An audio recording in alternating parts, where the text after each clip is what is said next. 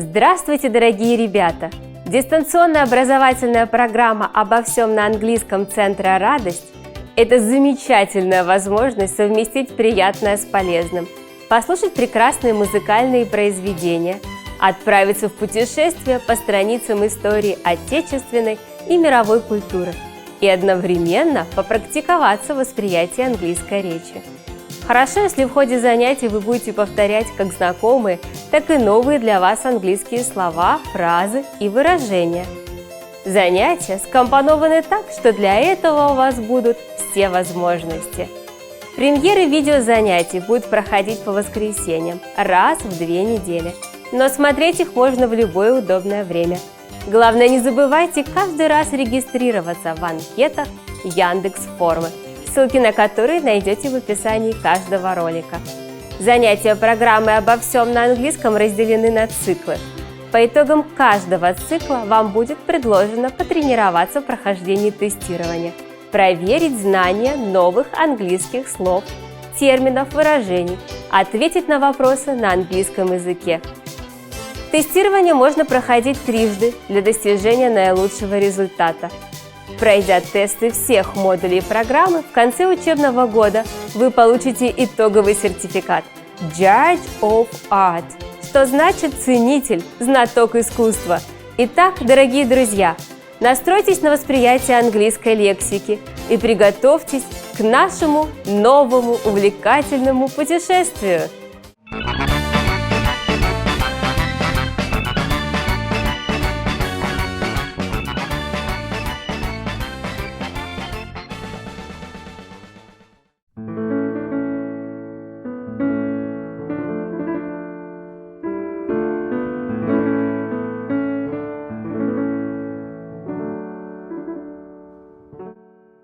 Landscape. Irregular. Decorative. Magnificence. Lawn. Picturesque. Valley. Marsh. Greenery. Statue. Pond. Hello, dear friends! Today we are going on a journey to beautiful gardens and parks around the world. Today our meeting is about English classical gardens, whose images are often found in the world literature, poetry, art, and cinema. The enchanting beauty of an English park can be seen not only in England. Here are paintings by Russian artists depicting the palace and park ensemble of Tsarskoye Selo.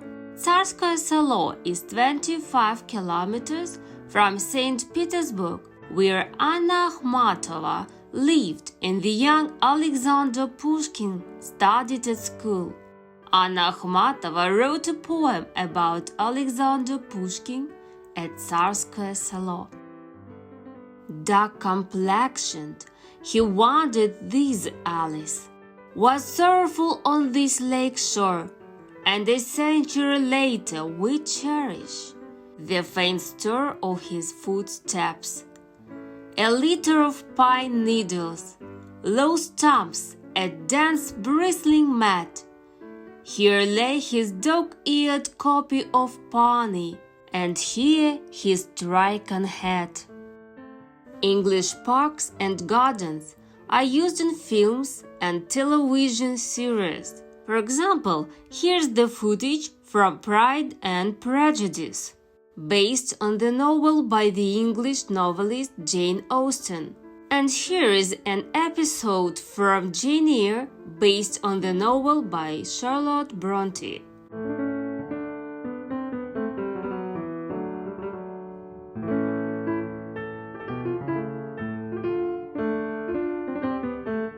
Another perfect example is the images of English gardens in The Detectives by Conan Doyle. and by master of the detective genre of the 20th century, Agatha Christie. All of them used the image of a garden to convey not only the unpredictable life and events taking place in the world, but also the depth and diversity of the heroes' characters.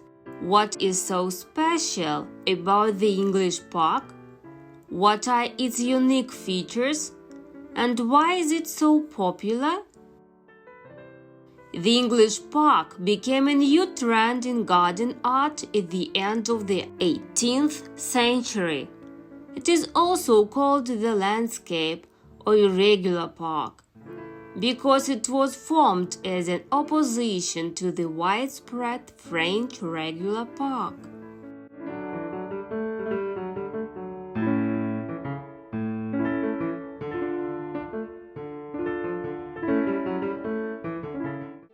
During our last class, we learned about the French park, its strict symmetry, geometry, magnificence, and decorative beauty. The perfect lawn and geometric ponds look like a chessboard.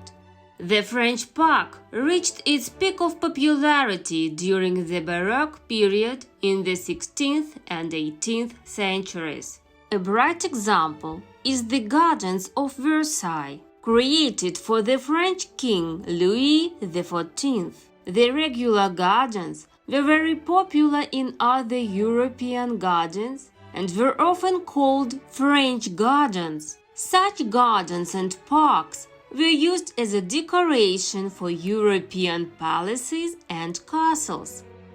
However, over time, European nobles, architects, and gardeners got tired of the strict geometry of French gardens. The strict layout was replaced by a close-to-nature landscape of the English park. French gardens represented man's power over nature with their straight-lined paths and trimmed bushes. The English park supposed the harmony of the natural landscape and reminded that the garden art should not forget the beauty of nature. Nevertheless, despite their differences, both the French and English parks represent two different sides of the European culture in the 18th and 19th centuries. If we compare the English park with music, it would be the music of Europe in the first half of the 19th century, the music by Beethoven, Schumann, and Chopin. The romantic dreams, the impulse and depth of experience are very similar to the atmosphere of this park. The English garden can be associated both with folk songs and the magnificence of parties, both comedic and tragic motifs. It is a universal garden with its cozy and romantic atmosphere.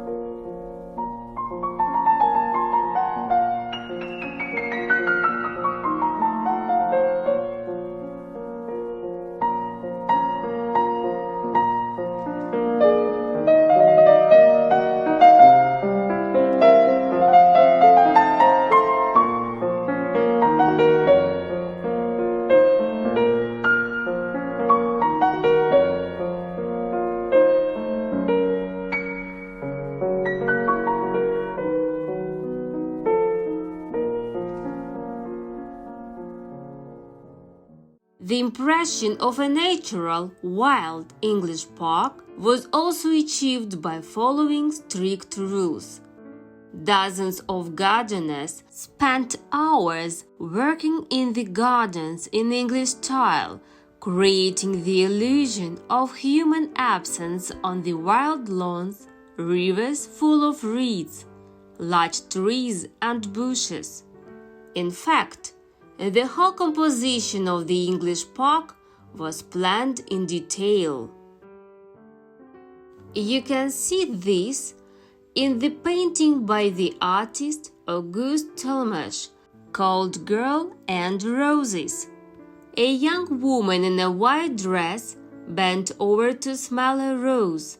You can see that the roses are planted in a certain order. By the way, roses are one of the symbols of English park art. They were of great importance. Just think of the famous fairy tale by Lewis Carroll, Alice in Wonderland, where roses are also queens of the garden. The architects of the English park tried to avoid the most remarkable features of the French park: strict symmetry and a flat landscape. Unpredictability became the main feature of the English garden and park ensemble. The visitor of such a park can rarely guess what expects him or her behind the next turn of the alley. For this purpose, a variety of picturesque elements were widely used.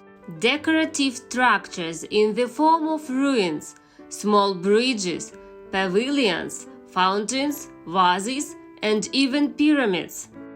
British people enjoy keeping old things. For example, an old rusty wheelbarrow with planted petunias, a bird feeder, or a hedge can decorate the English park. Even small elements have practical value here. You can run across the lawn, climb over ruins, and touch statues. And small springs, small fountains, and pretty ponds, typical of English parks, are used for watering plants. The English park is characterized by uneven relief with high hills, valleys, natural ponds, and even marshes. All the natural disadvantages are hidden, and the advantages are emphasized. Thanks to the efforts of architects and engineers, water basins, hills, and valleys are created artificially on a flat landscape, but they look naturally. The painting by the American artist Thomas Kincaid, Victorian Autumn, shows us how many levels of hills and slopes the English garden had. And yet, the painting shows only the small part of it. The real guide to the world of the English garden is the queen of the detective Agatha Christie. The writer was very fond of old parks. She decorated them, bought rare flowers and statues. Gardens were an essential part of her life. She wrote about her beloved Greenway residence in Devoney. "I thought tonight, it's the best place in the world. It took my breath away." In fact, it was the birthplace of her beloved and well-known detective characters, Hercule Poirot and Jane Marple. She preferred the classical English garden, as we can see in her works. In her novel Nemesis, Agatha Christie describes the traditional English garden. After dinner, Anthea took Miss Marple into the garden. It was not a fun walk. The garden used to be rather well kept. Pavilions, lawns, paths, garden beds that were too large for the needs of 3 women. Most of them were overgrown with weeds. Architectural structures in the landscape park are not so important. They should refer to ancient times, very old castles and ruins. In the late 18th and early 19th centuries, the theme of antiquity became very popular. All nobles wanted to have a relic in their garden. If not a pavilion with a Greek colonnade, then at least a beautiful statue of a goddess. The German painter Wilhelm Menzler was certainly a great admirer of the English garden. He painted many female images in the English garden. Let's take a closer look at his painting. A flower to a beautiful lady. A romantic landscape is in front of us. A young girl in a pink hat is sitting in the garden on an ancient marble bench. She looks dreamy. A pink umbrella is put aside. It is a sunny afternoon. The sun is shining through the trees. In the background, in the middle of the lawn, we can see a statue of two nymphs. This shows us a perfect example of the English garden. English gardens look noble, picturesque, and natural. The central part of the English park is the walking space. The paths here are designed so that each time we have a new view. Here are the most common elements of the English park: a large green lawn, a courtyard, an open light pavilion, a garden with fruit and decorative trees, and a picturesque pond. According to the rules, these zones have to be separated from each other, for example by stone walls looking like ancient ruins, or perfectly trimmed hedges out of wild greenery. The whole space between the lawns, ponds, and buildings is linked by paths and walking lanes with flower beds along them. The hallmark of the English park is large and small flower beds with plants and flowers, so-called mixed flower beds. The American artist Thomas Kincaid, in his painting Garden Cottage, depicts the English love for mixed flower beds. Although the main feature of the English park is the beauty of nature, you realized that there is an experienced gardener in the garden. Lawns are always perfectly trimmed. Flower beds are in certain places, and wild romantic labyrinths, in fact, are the result of human labor. This is why the English garden is considered to be a dream of the unity of beautiful nature and man. Bushes, antique statues, and bizarre ruins create this magical atmosphere. In such a park, there is only place for perfect things. Everything in the park, every blade of grass, every pebble should be magnificent and look like a beautiful painting by the most fashionable artists. Just feel the atmosphere of the English garden with the help of The Secret Garden by Frances Burnett and the film adaptation of this novel. A little girl finds a door in an old family estate that leads to an old abandoned garden. Although no one has entered the garden for many decades, it remains perfect, full of light, fancy plants and flowers. There is a labyrinth, amazing swings, and half-ruined stone buildings with stained glass windows and sunbeams. This garden is a place of miracles. It brings joy and happiness to the people who live in it.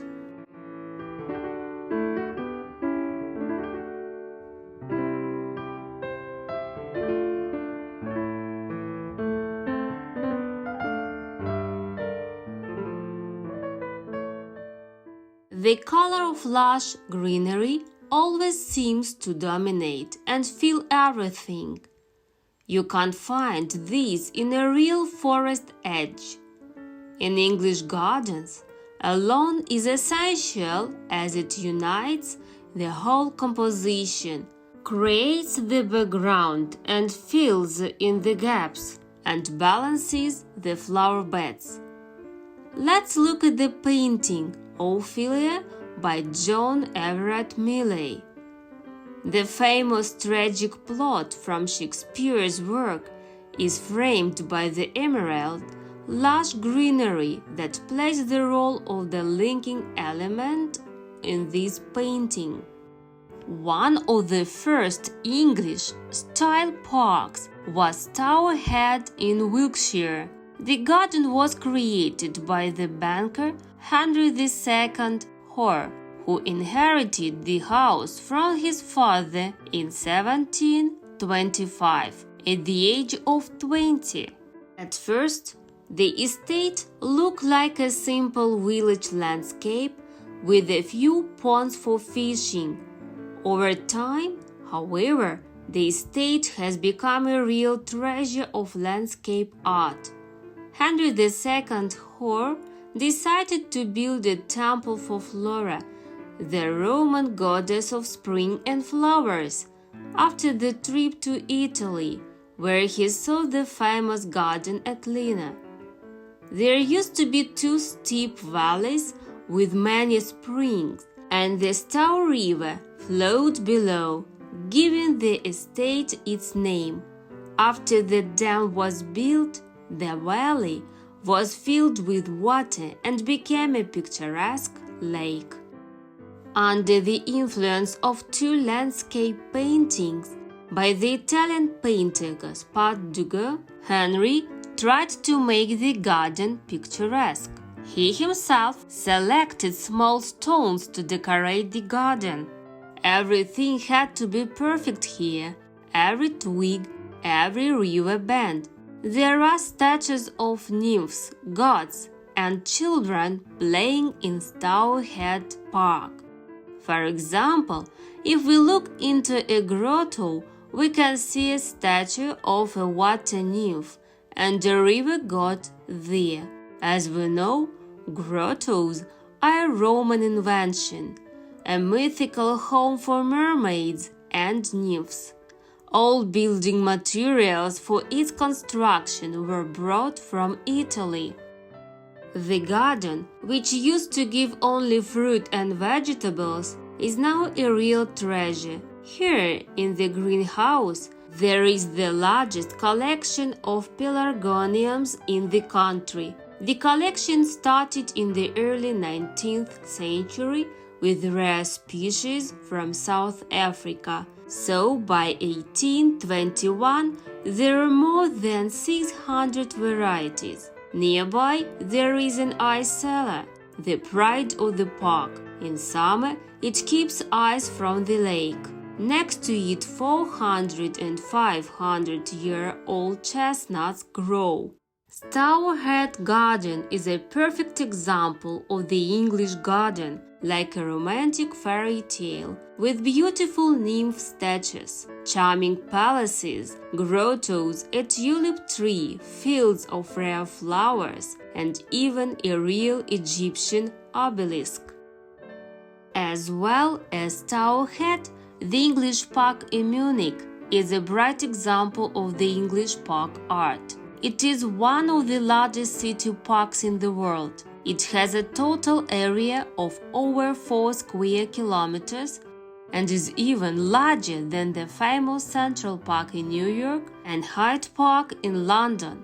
It was created in 1792 by the garden architect Friedrich Ludwig Schell. It is, by the way, one of the first public parks. It means that it's open to all people.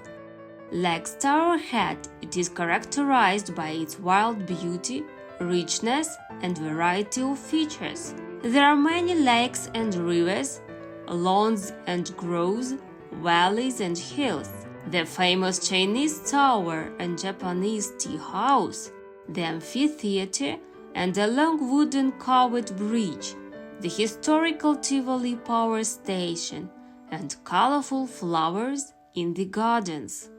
It is in Germany where the English park has become the most widespread in Europe. One of the landmarks of this country is the Park Kingdom near Dessau. This large park is now a World Heritage Site, exactly like Prince Perkla Park in Bad Moscow. Other well-known examples of landscape parks in Central and Eastern Europe include Branicki Park in Prussia and Lazankovsky and Mazowiecki parks in Warsaw. In Russia, English-style parks are Tsaritsyno Park in Moscow, Pavlovsky Park and Tsarskoye Selo near St. Petersburg, and Monrepos Park in Vyborg. Our journey to one of the wonderful gardens of the world, which attracts travelers and at the same time looks like an island with untouched nature, has now come to an end.